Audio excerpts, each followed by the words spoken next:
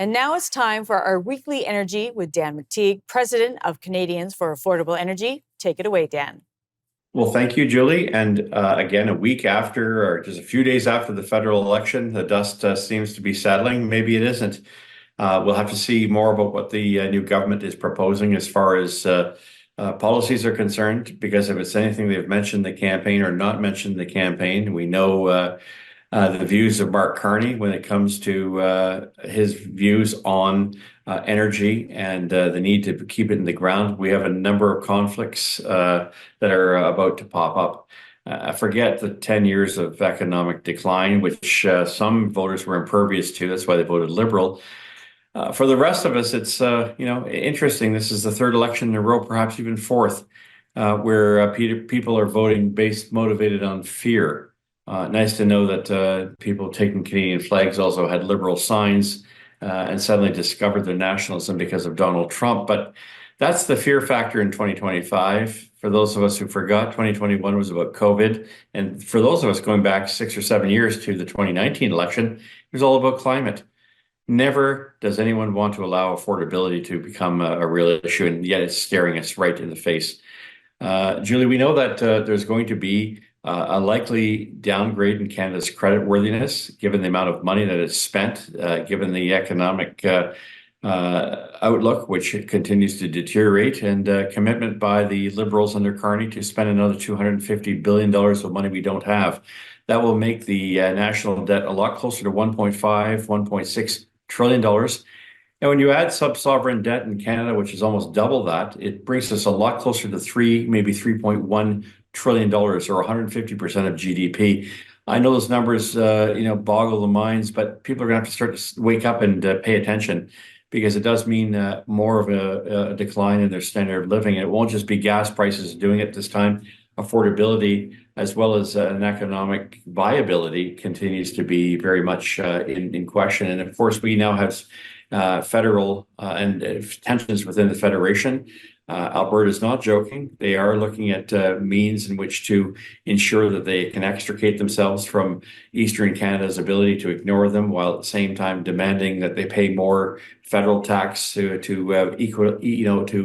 smooth out equalization. Ontario, my province, seeing more bad economic news. GM this morning, putting away a shift at the plant in Oshawa. That, of course, is heading to the United States, where GM in the United States has plenty of capacity. And of course, without EV mandates in the US, there's really no point or reason for electric vehicles that both the federal Liberals and their allies, the Doug Ford PCs, have thrown money towards. And I call them allies because we now very clearly see that regardless of what disputes might have happened between Poilievre and Doug Ford, it's Doug Ford's view that he wanted to meddle around in the automotive industry and thought we could reinvent it by making it all electric vehicle. Well, that's not working out very well. As I pointed out a couple of weeks ago, the Bright Drop Chemi plant, GM, we lost $500 million in taxpayers' funds on that. GM, probably $1.3 billion. We're now getting, of course, comments about GM at Oshawa, but Stellantis plant which is slated for EVs in Brampton, not happening. 3,000 jobs gone. We're also looking at the Ford plant, which is supposed to be an EV plant in Oakville, not happening. They're building F-250s. At the same time, Julie, we have to be concerned about a federal government hasn't said much, but doesn't seem to be deviating from its idea that you can now have these electric vehicle mandates in which 20% of vehicles sold starting next year have to be electric vehicles. Well, frankly, no one wants them. And if you can't subsidize them and the people can't receive money for them, there's not really a big market for them. Not just to mention there won't be a market in the United States for what we build, but you're now going to wind up with parking lots full of vehicles that they're unsold, too expensive, unnecessary, unwanted, unreliable. And at the same time, our canola farmers out in Western Canada, one of the biggest crops we have, now facing significant tariffs with massive inventories, because China said, if you don't want us to sell our overglorified golf carts, and you're going to put a tariff on it, we're going to do the same thing for you. So we've made a really bad and terrible decision. We'll have to see if the Prime Minister and his ally, Doug Ford, decide to wake up, smell the coffee, and get on board a train which is about to hit them. And it's not a gravy train this time. The only gravy train that's going out is your money, my money, tax money, that's going down the drain. So at the end of this whole process, we're looking at what could be a decreasing outlook for the Canadian economy, a poor outcome for the Canadian economy, a weakening Canadian dollar. I know it's strengthened a bit in the past couple of weeks, but it's likely to loosen, especially if we get a credit downgrade as I expect. Fitch said that yesterday, but there are others that are, I think, paying a lot more attention. They can't use the Canadian Pension Plan or QPP to offset the amount of debt that we have, or at least collateralize that debt. So that's an impression they had. It was a false one. Some Liberal government members were trying to give that to bond rating agencies, but I think now they're waking up and realizing that that's just not doable. We also have to be concerned about tensions within the Federation, as I alluded to a little earlier. Alienation is back up. We haven't seen anything like this, certainly since the early 1980s. And what the federal Liberals have done with emissions caps, blocking pipelines, and of course imposing tariffs, or worse, imposing carbon taxes on the industry, as it expects to do. It's going to shift that carbon tax, consumer carbon tax, over to an industrial carbon tax. And with that, Julie, we're going to see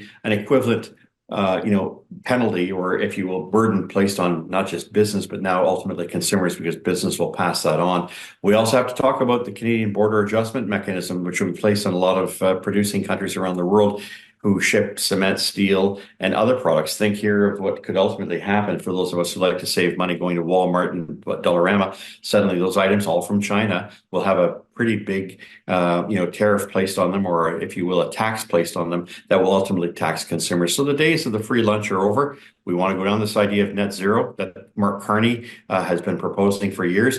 We didn't pay attention. Now we're going to have to pay for it. So I guess my kids would say it's the FAFO rule. I won't say what that means, but it does mean that people who didn't pay a lot of attention are going to find out that affordability is, in fact, very current in this country and very necessary. As for the country itself, in terms of gas prices, we're looking at about a 2-cent increase over the week, although oil prices seem to be rebounding a tiny bit. It doesn't look like we're going to see much of a change. So right across the country, expect a net increase of 2 cents a liter, maybe about a drop of 1 cent a liter for diesel. All in all, it does mean that we're going to see a very quiet week until the dust settles. Getting closer to the May 2-4 weekend, the beginning of summer demand driving season, that's when we're going to start to see prices really move up. I expect this summer about 10 cents a liter net. Well, that's it for this week, Julie. Let's talk next week.